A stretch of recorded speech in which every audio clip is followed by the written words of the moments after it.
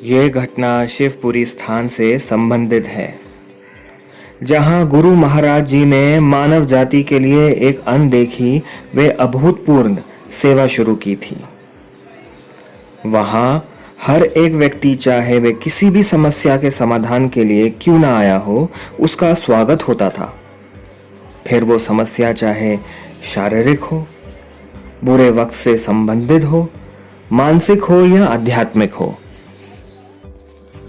गुरु महाराज जी अपने स्थान पर बैठते और लोगों के आने और उनका अपनी समस्याएं उनके समक्ष रखने का सिलसिला शुरू हो जाता तथा उनकी समस्याओं का निवारण हो जाता। एक बार गुरु महाराज जी स्थान पर बैठे और मैं अपनी सेवा के हिसाब से वहां खड़ा था। यहाँ मैं का मतलब है राजपाल गुरु जी, जो कि गुरु महाराज जी के खास शिष्यों में से एक हैं। ऐसे ही दो महिला आईं और गुरु महाराज जी के सामने आकर बैठ गई। उनमें से एक महिला बोली, गुरुजी, ये मेरी पड़ोसन है और बहुत उदास है क्योंकि इसकी सोने की चेन किसी ने चुरा ली है। मैं इसे यहाँ लेकर आई हूँ कि आप इसे चेन वापस दिला दें, और मैं ये जानती हूँ कि आप ऐसा कर सकते हैं। गुरु महाराज जी ने उसकी तरफ देखा और कहा, जिसके पास इसकी चेन है वो भुगतेगा। उसके बेटे को आज बुखार हो जाएगा। रात के 9 बजे तक उसका बुखार बढ़ना शुरू होगा और कल सुबह सूर्योदय से पहले वह मर जाएगा। जब वे दोनों महिलाएं वहां से चली गई तो मैं इस पहेली में बुद्ध बन के खड़ा रहा कि जिसने भी उस लड़की की चेन चुराई है, उसको तो ये जानकारी भी नहीं होगी कि उसके बेटे के साथ इतना बुरा होने वाला है। अगर उसको इस बारे में पता लग जाए तो उसका बेटा बच सकता है।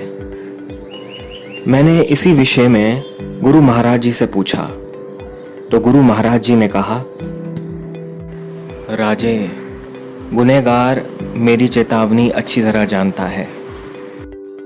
तो मैंने पूछा, सो कैसे गुरुजी?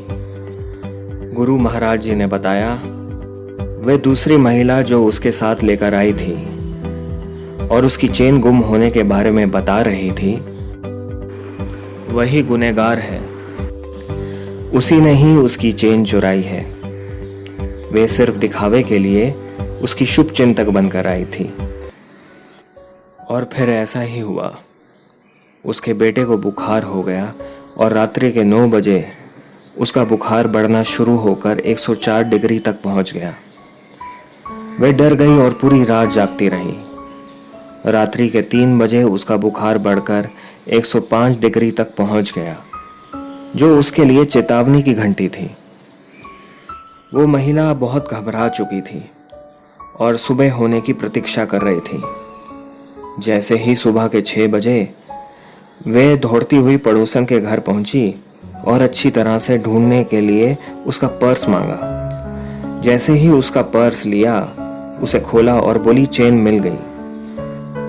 असल में उसने वे चेन पहले से ही अपने हाथ में रखी हुई थी। पहले उसने चेन नीचे गिरा दी, फिर उठाकर उसे दिखा दी और कहा कि ढूंढने पर मिल गई है।